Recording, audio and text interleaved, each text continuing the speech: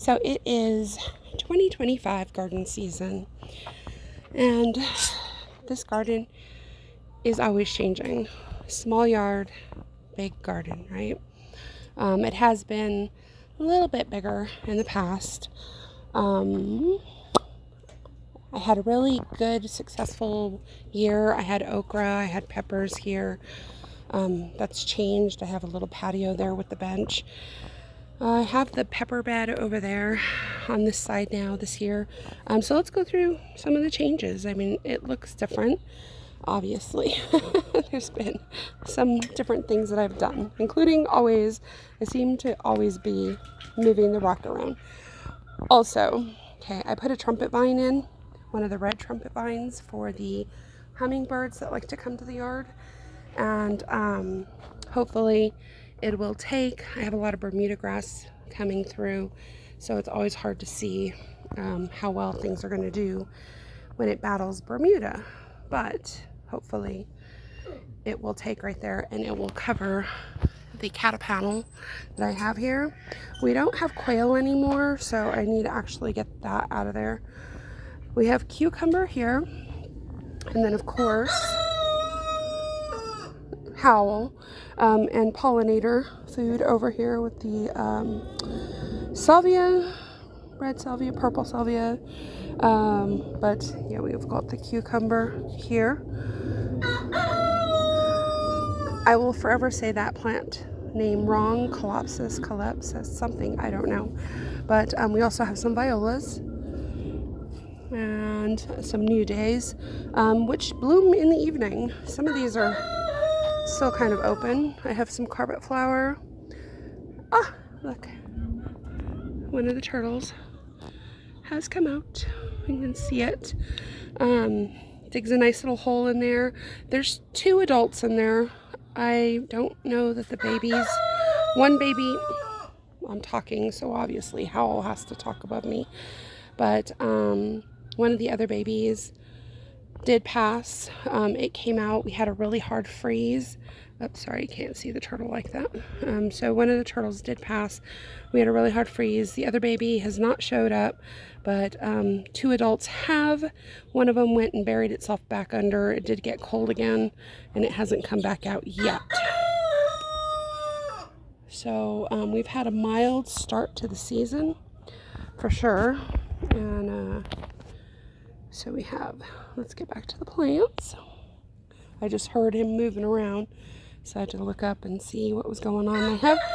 I have this fencing here for the turtle, like to cover it when they're fully out and not hiding so much, just because we do have hawks in the area. And so, and I did plant some plants that are very turtle friendly and that they can actually eat off of. So, Howl, everybody hears you all the time. Okay, so this goji berry, I did find out goji berries have thorns. I didn't know that up until it got this big. And I was trying to pick up some of the branches here on this side, and yeah, I got poked. But there's a lot of goji berries already, and there's a lot of, I gotta come in and harvest, because look at that. How gorgeous. So I gotta come in and harvest some of them, dry them, and I'm gonna try drying them, storing them, so that way I can start adding them to protein powders and shakes, things like that. I've got an eggplant with a bunch of strawberries. So far it's doing all right. The strawberries don't seem to mind. This one kind of did, but I just think that wasn't a good strawberry plant to start, but it's kicking back in. But as you can see, I have some strawberries coming in and some flowers on the eggplant. So hopefully this year we'll have some eggplant. Last season was a bust. I didn't even bother recording because I didn't get flowers, I didn't get fruit, I didn't get anything. I did, however, get this mullein. And look how, I mean, look, my hand in. That's how big it is. It's huge. It's a big mullein.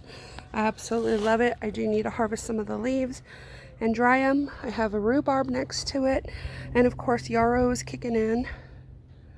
I'm not sure what that is there sprouting. I have a lot of sunflowers I've been pulling out. I love sunflowers, but I've had too many, and I think it's cost the garden a lot. It does provide some shade to some areas, but I think so. This year I put in zinnias. I have some lavender also.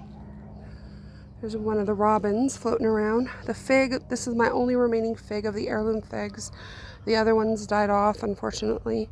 But last season was brutal. It was hot. So I put in a rose bush. We tried a pear here. It didn't grow. The rose bush, I caught the flu, and getting out here, like, I got like flu brain. I was trying to get out here and be consistent watering. And so a whole bunch of new growth had come in, and flu kicked in to the hardest part, and I missed like 2 days of watering. And in New Mexico, like, oh, we're supposed to water every other day. Well, I direct water one. I saturate everything so it's directly watered, so I'm not wasting water. Like you can see, the patio is dry, the plants are wet. So I'm not wasting water and spraying everywhere. So I direct water my plants, save as much water as possible. I recommend planting fennel, and if I had a bigger yard, I would plant so much more. I think it does require a little bit of shade. I'm going to be bringing in a shade cloth in this area, but not where it covers it so much, because the reason I have this fennel, and I don't even use the fennel roots, I love the smell of the fronds on it. I should use it for like teas and stuff because it's a natural sweetener. But what I really love is that the swallowtails love it. So here soon we'll have caterpillars all over. I even planted some dill next to it, and we'll have some caterpillars coming in. I already saw Bigfoot. Bigfoot is our yellow swallowtail. No, it's not the same one. But humor me, okay? Because every year, it's the first one we see is a yellow swallowtail. Last season, we had black and blue ones. And the robin, who loves our yard, sits in the mulberry on this side of the yard. It's like up there in that mulberry tree, which has killed my apricot tree, has killed my apple tree. And then this vine from the neighbors has also killed my apple tree. But the robin will sit up in those trees and eat the caterpillars. So last season we saved about 9 caterpillars, and they all hatched. Now they hatched throughout the season, and including this winter. Like, I think it was February when the last one hatched out, and we had it outside, and it hatched in our little tent up there. So yeah, but so that's why I have the fennel, honestly, and the zinnias. I planted more zinnias to really bring in the butterflies, the yellow, the white, the multicolored, the basil to kind of cut some of the pests back, lavender, this grapevine. Okay, if I ever get a big yard, I'm going to put rows and rows and rows of these shorter cattle panels, okay? And at the base of every single cattle panel, I am going to plant a grapevine, because look at this. I mean, it took to the cattle panel like wonderful. Or maybe I'll even put arches. I don't know. But this is as much fruit as I've seen on this grapevine this year. It wanted to take over the peach. I was like, no, you can't do that. So I put the cattle panel here, put it straight up. And I put clips to hold the branches and train it to the cattle panel, and it took right away to it. So I have tons of fruit on it. I look forward to that. They're already starting to bulb. and it keeps it off the ground. So the tomatoes this season, I have early girls and I have mortgage lifters. Last season, I had a bunch of tomatoes. In fact, this whole bed had tomatoes. This whole bed had tomatoes. And I didn't get tomatoes until October, and it froze. So I didn't get any fruit. Yeah. But this season, I've already got flowers. I'm hoping I've got some tomatoes growing on some of these flowers, because they've been putting out a bunch of flowers. And I come in and I tap and shake and see if it pollinates, you know. So yeah, and then the smaller ones also. The smaller ones are San Marzanos. I forgot about that. I did put San Marzanos because I love the tomato sauce for those. I put thyme and more basil, marigolds, of course, and the jalapenos. I have serranos also, but I got 2 bigger jalapeno plants. I was like, I really want some jalapenos this season, and so I've already been harvesting some, so that's fantastic. And this plant and that plant both have jalapenos, and these are starting to flower. I did put in an echinacea because the other echinacea passed. Sorry, not passed, but you know, it bucked the kick it. So I have another new echinacea that I just put in this morning, and the zucchini is already starting off. I don't know what's going on here, but I think this might have also been a victim of my flu. And I've got flowers and fruits coming in here. I do have it with a tomato plant. Everything's kind of smushed, but I'm going to try to train it up. So as soon as I get a little bit more branching, I'm going to bring in a pole and train it up. And this way they can kind of hopefully share space. Maybe not, I don't know. But I had an extra tomato plant and that's where it went. So a lot of the garden sage died last year. The heat was just so brutal.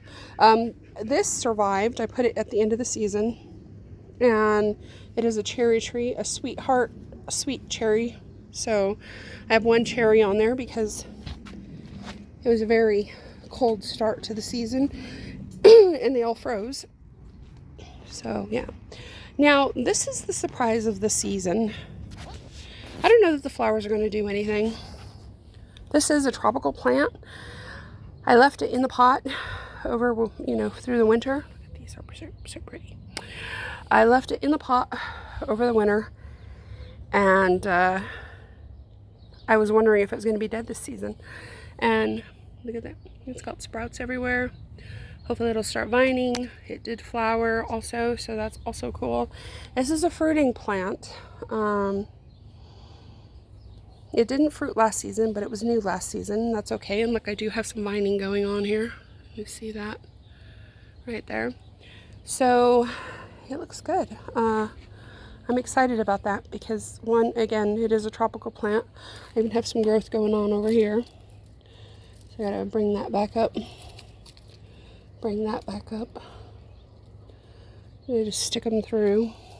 But it's caught. I don't want it to climb onto the cherry tree, so I'm going to stick it through. I was doing stained glass last season. Probably start it up again here as it gets hot, and I like to be inside. Well, hello, birdie. We also have a woodpecker that comes around. So yeah, I've got flowers on these. So yeah, I mean, jalapenos already coming in. I love it. You see those? There's some over there. I've already cooked with some of them. So everything is looking good. And it's a smaller garden.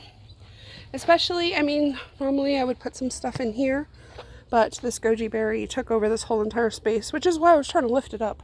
And that didn't go to plan. So, oh, we've got a ladybug. Okay. But, yes, howl. Oh my gosh. I see ants crawling all over one of the hummingbird feeders. So I'll have to look at that. It's empty. So honestly, it shouldn't even have ants crawling over it, but it is what it is. And, yeah, I gotta get some bird feed out here. Help the birds stay off of things. And you can tell by my voice, it's still a little wonky. I have some cleaning up to do in the garden because, you know, I'd been planting.